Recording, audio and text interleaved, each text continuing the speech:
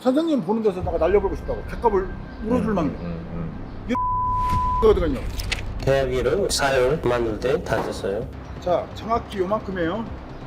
심장은 아프다 소리 단 한 번도 안 했어요. 한 번도 안 했어요. 만약에 안 했으면 아프다고 우리가 왜 했으면 우리가 일도 시키지도 않았겠지만은 병원에 가서 치료해가지고 가서 검사 다 했을 거예요. 딱 돌아보고 그러지 말라고 제가 얼마나 얘기해봤더니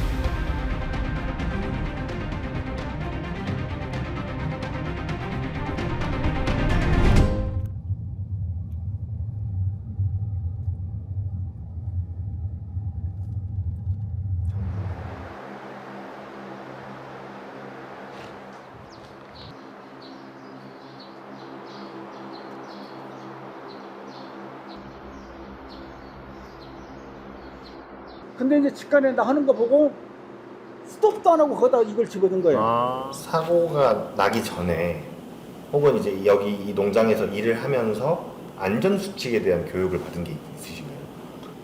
त्यस्तो खालको ट्रेनिङ त होइन, सिक्ने क्रममै बनाउँदै थियो। यताबाट त्यो चाहिँ उसले साहुले पनि बिग्रेको थिएन, यहाँ आएर यो गर्नु भनेर भन्थे, तर भनेर मलाई भन्नुहुन्थ्यो र मैले चाहिँ त्यो खास त्यो ख्याल नै भएन क्या एक्कासी। साहुले अब त्यति सबै पर्खेर बनाएको थिएनन्, अब दाना त बनाउनै पऱ्यो, बिग्रेपछि त बनाउनै पऱ्यो, फेरि आएर रिसाउने पछाडि होइन। 제가 듣기로는 이제 치료를 받던 중에 사업장으로부터 해고를 당하신 걸로 들었습니다. 그 사업주가 뭐라고 하면서 해고를 했는지.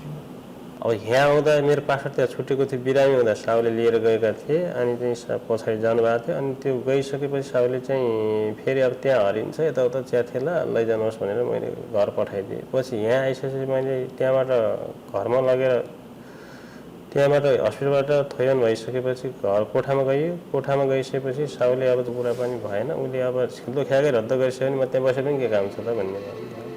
네, 우리나라 노동법과 헌법은 임금을 떼어먹어서는 안 되고 산재를 당하면 치료를 보상을 받게 돼 있습니다.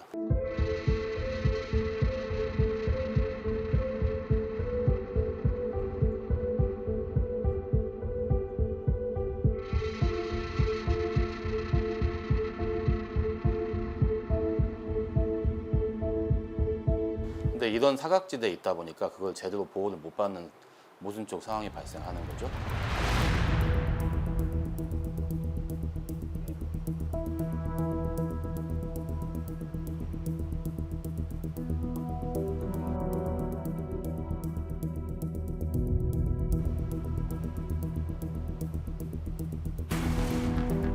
야간 근무를 많이 했다고 들었습니다. 뭐 어떤 아버지께서 야간 근무에 대한 이야기를 하신 거를 들으신 적이 있으신지? 就是讲过，他一直就是上夜班，就是在韩国时间6年多的工作时间，就是全职夜班。 6년 동안 야간 근무가 쉽지 않았을 텐데 보통 뭐 새벽 몇 시까지 오늘도 일을 했다랄지 이런 말을 하신 적이 있나요, 아버지께서? 就是一直就说每天就是固定夜班，然后时间就是固定就是我们中国时间就是每天晚上8点一直上到次日早上8点。 밤을 새서 일하는 거네요. 一直熬夜，就是6年一直熬夜。 주야 교대로.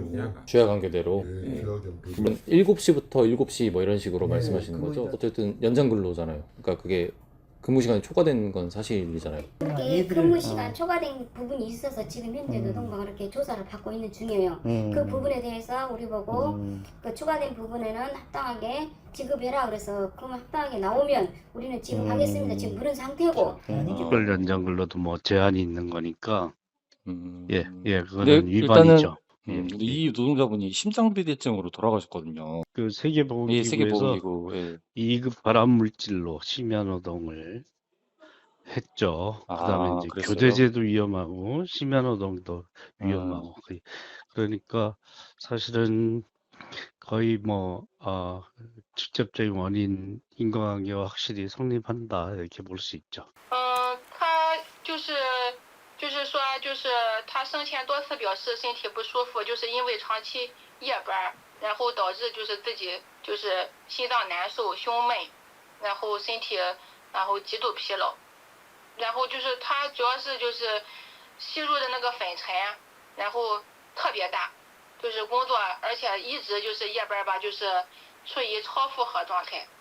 他这个不是说一天两天，他这6年期间一直累计这样才出现他这个身体健康问题。 병원 진료 받은 적 있어요?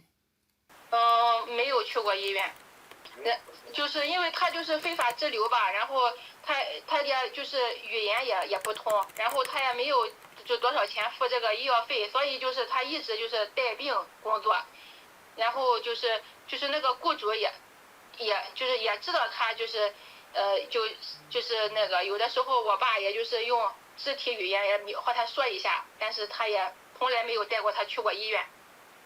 비싸서 병원을 못 갔다고 이해해도 될까요? 对他，然后他就是金额比较贵，然后再就是他就是因为那个非法滞留身份嘛，就怕被遣返，所以他就没去。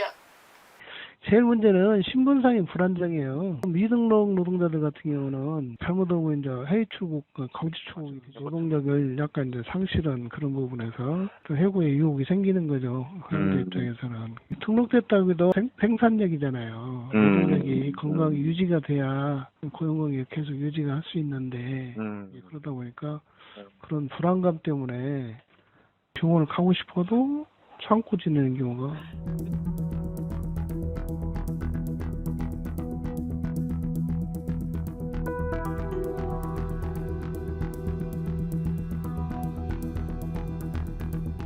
다른 노동자들은 똑같은 어려움에 처했을 때 좀 이렇게 어떤 식으로 도움을 받을 수 있어요? 어려움이 생기면 찾아보잖아요. 그러면 이제 그런 네트워크가 있고 그 네트워크를 통해서 이제 먼저 온 사람들이 이렇게 소개해주는. 근데 이제 그런 게 잘 안 돼 있으면 훨씬 더 이제 도움받기가 좀 힘든 상태이고 비자 형태에 따라서 관련 부서들이 이제 다르니까 이 도움받기가 쉽지 않습니다.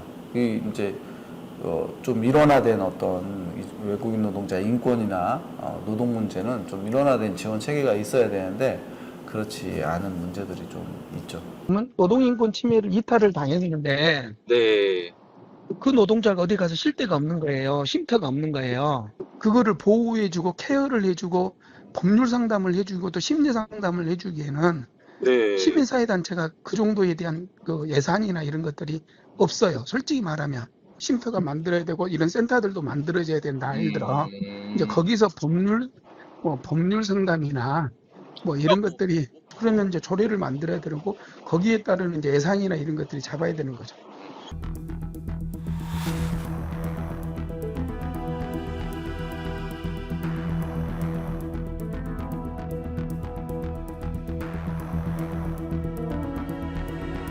이제 이주 노동자는 갈수록 많아지는데 이 가운데 이런 추세 속에서도 조례가 없는 이유는 노무사님이 뭐라고 생각하시는지? 모든 운동은 주체 및 당사자가 바로 서고 왕성하게 활동해야 운동에 성공한다고 생각하는데 조례 제정 운동도 하나의 캠페인이고 운동이라고 본다면은 그 제정 운동의 주체는 그 조례 혜택을 받는 당사자가 될 수밖에 없다라고 생각합니다. 이주민 분들은 체류 자격 문제 그리고 뭐 노동 환경 문제 등등으로 인해서 직접 나서지 못하고 어쩔 수 없이 시민 사회라든지 활동가 민간 단체들이 나서서 이 전북도 조례도 만들었다는 거죠.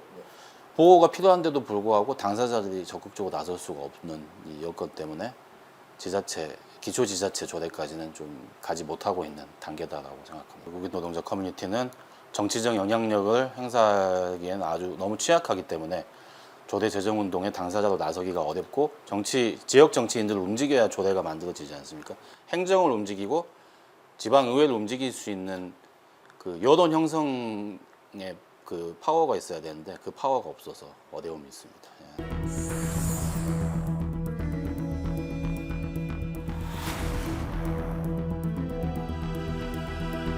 경기도 외국인 인권 지원 조례를 보면 경기도에 살아가고 있는 외국인의 인권은 다 지원해야 된다. 이런 것들이 그냥 큰 목적인 거거든요. 근데 여기서는 외국인 고용법에 한정해서 외국인을 정의하는 게 아니라 그렇게 되면은 한정된 비자로 일하고 있거나 체류하고 있는 외국인만 해당되는 거거든요.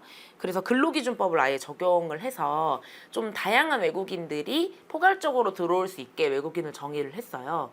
그러니까 범위를 가장 넓힌 조례라고 보여지거든요. 물론 이게 노동에 관한 조례에 직접적인 건 아니고 인권지원 조례긴 하지만 저는 한 발짝 더 나아간 조례라고 생각을 해서 좀 이런 것들을 살펴봐서 노동조례에 이걸 바로 적용하는 게 힘들다고 하면 그럼 저희도 외국인 인권지원 조례를 먼저 제정을 해서 조금 한 발짝 더 나아가서 정말 전주시와 전북도가 외국인을 그냥 뭐 인구로만 바라보거나 아니면 그냥 잠깐 온 손님으로 생각하는 게 아니라 정말 우리 지역에서 정착해서 살아가고 추후에 떠난다 할지라도 다시 돌아와서 살 수 있도록 그런 환경을 만들 수 있는 조례의 첫 번째 걸음이 되지 않을까.